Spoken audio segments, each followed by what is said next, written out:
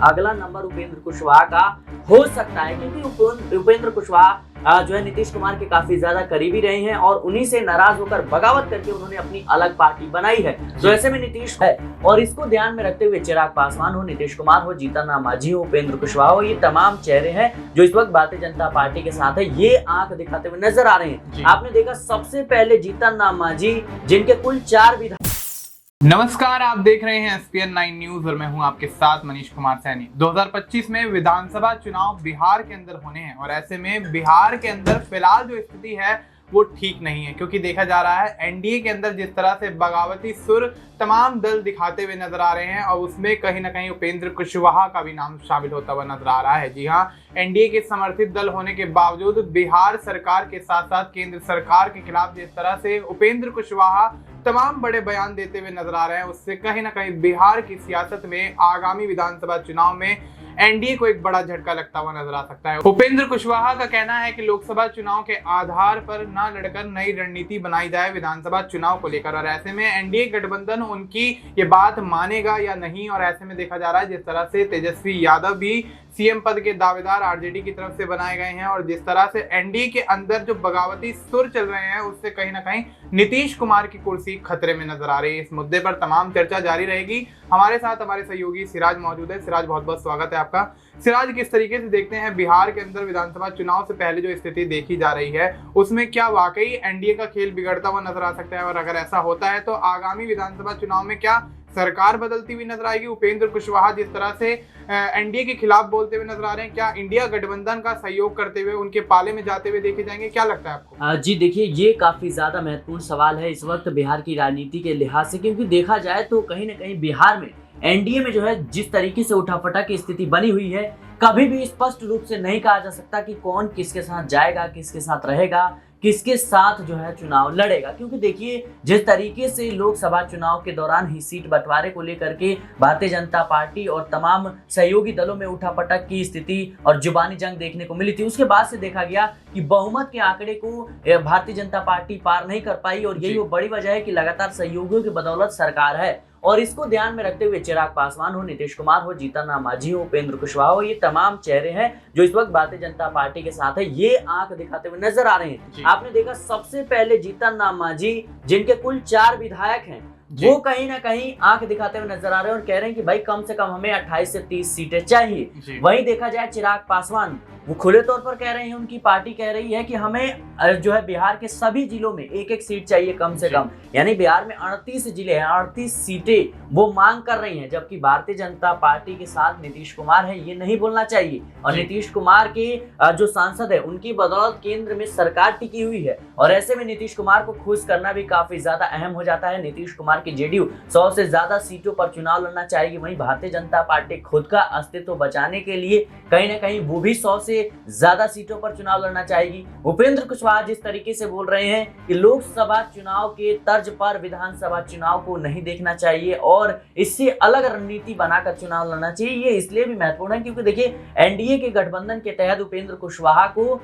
एक सीट दी गई थी, काराकाट सीट, और वहां से उनकी हार हो जाती है। उपेंद्र कुशवाहा इस बात को बखूबी समझते हैं कि जिस तरीके से पशुपति पारस को भारतीय जनता पार्टी ने दरकिनार किया, कहीं उनको भी दरकिनार ना कर दे। क्योंकि देखा जाए तो नीतीश कुमार ये वो शख्स हैं जिन्होंने सम्राट चौधरी से उनका अध्यक्ष यानी प्रदेश अध्यक्ष का पद छिनवा दिया, यानी नीतीश कुमार का दबाव इस वक्त दबदबा जो है एनडीए में है, खासतौर पर बिहार में। और सियासी गलियारों में इस बात की लगातार चर्चा हो रही है कि अगला नंबर उपेंद्र कुशवाहा का हो सकता है, क्योंकि उपेंद्र कुशवाहा जो है नीतीश कुमार के काफी ज्यादा करीबी रहे हैं और उन्हीं से नाराज होकर बगावत करके उन्होंने अपनी अलग पार्टी बनाई है। तो ऐसे में नीतीश कुमार जो है कहीं ना कहीं उपेंद्र कुशवाहा का खात्मा करते हुए नजर आएंगे। यूं कहें कि उनको जो है राजनीति से बाहर करने की जो पूरी कवायद है वो कर सकते हैं, और इसी को देखते हुए लगातार इसकी धड़कनें जो है उपेंद्र कुशवाहा की बढ़ती हुई नजर आ रही है कि अगर नीतीश कुमार हावी हो जाते हैं एनडीए में तो फिर उनका पत्ता साफ है। और यही वो बड़ी वजह है कि लगातार नई रणनीति पर काम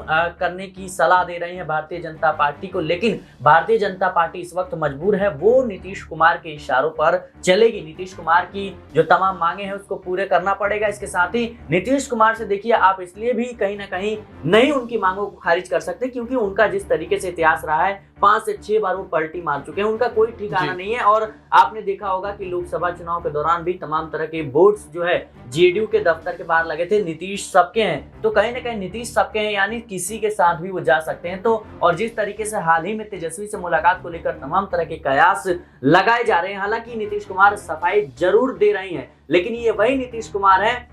जो इस वक्त पर कहते हुए नजर आए थे कि मर जाना कबूल है लेकिन उनके साथ जाना कबूल नहीं है। लेकिन देखिए जरूरत पड़ने पर सत्ता किस तरीके से बदलती है, सत्ता की हवा किस तरीके से बदलती है, कि वही नीतीश कुमार अब भारतीय जनता पार्टी के साथ गठबंधन में हैं। तो कहीं ना कहीं परिस्थितियां बदल सकती है और नीतीश कुमार जो है पलटी भी मार सकते हैं, इसीलिए नीतीश कुमार के सामने भारतीय जनता पार्टी मजबूर नजर आ रही है। जी बिल्कुल। तो अब ऐसे में जिस तरह से सिराज ने बताया कि केंद्र की सरकार जो है वो नीतीश कुमार के आधार पर टिकी हुई है और ऐसे में केंद्र की सरकार में नीतीश कुमार का बहुत बड़ा योगदान है, तो शायद बीजेपी यहाँ पर नीतीश कुमार को लेकर कोई बड़ा फैसला ना ले और सीएम पद की रेस में जिस तरह से उनका नाम को लेकर खींचतान चल रही है, सम्राट चौधरी हैं और यहाँ पर चिराग पासवान हैं, तमाम ऐसे चेहरे हैं जो कि बिहार की राजनीति में खुद को सीएम पद के दावेदार के तौर पर देख रहे हैं और एनडीए की समर्थित दल ही उनकी बिहार के अंदर मुश्किलें बढ़ाते हुए नजर आ रहे हैं। लेकिन सिराज आपने जिक्र किया कि नीतीश कुमार ये कहते हुए नजर आए थे कि एनडीए का साथ नहीं छोड़ेंगे, लेकिन एनडीए का साथ नहीं छोड़ेंगे ये बात तो ठीक है, लेकिन पहले भी नीतीश कुमार ऐसे स्टेटमेंट दे चुके हैं और काफी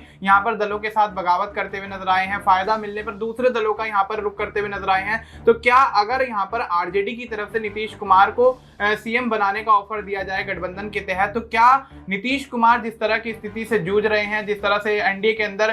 खींचतान जारी है, उसको देखते हुए क्या आरजेडी की तरफ रुख करना पसंद करेंगे या फिर एनडीए के अंदर ही कहीं ना कहीं आरजेडी से मुकाबला करते हुए नजर आएंगे? क्या जी देखिए, जिस तरीके से मैंने पहले ही कहा कि नीतीश कुमार का ये इतिहास रहा है कि वो जिसके साथ भी जाते हैं सीएम की कुर्सी अपने पास जरूर रखते हैं। और देखिए चाहे वो भारतीय जनता पार्टी हो चाहे वो कह सकते हैं कि आरजेडी हो, अगर किसी के साथ वो गठबंधन करेंगे तो सीएम वही बनेंगे। और यही वो बड़ी वजह है कि भारतीय जनता पार्टी को एनडीए के पहले ही बैठक में लोकसभा चुनाव के बाद कहना पड़ा, उनके तमाम नेता खुलेआम कहते हुए नजर आए कि हम नीतीश कुमार की अगुवाई में, नीतीश कुमार के नेतृत्व में चुनाव लड़ेंगे 2025 का बिहार विधानसभा चुनाव। तो कहीं ना कहीं ये जो बातें हैं, ये जो बयानबाजी अपने आप में दर्शाता है कि नीतीश कुमार की बिहार की राजनीति में काबिलियत कितनी है और उनका जो दबदबा है वो कितना है। यही वो बड़ी वजह कि भारतीय जनता पार्टी कहीं ना कहीं नीतीश कुमार के सामने मजबूर नजर आ रही है और नीतीश कुमार की बदौलत ही कहीं ना कहीं भारतीय जनता पार्टी जो है बिहार की सियासत में कह सकते हैं लगातार अपने प्रतिभा को बढ़ाती हुई नजर आ रही है और उनके साथ सरकार बनाई हुई है।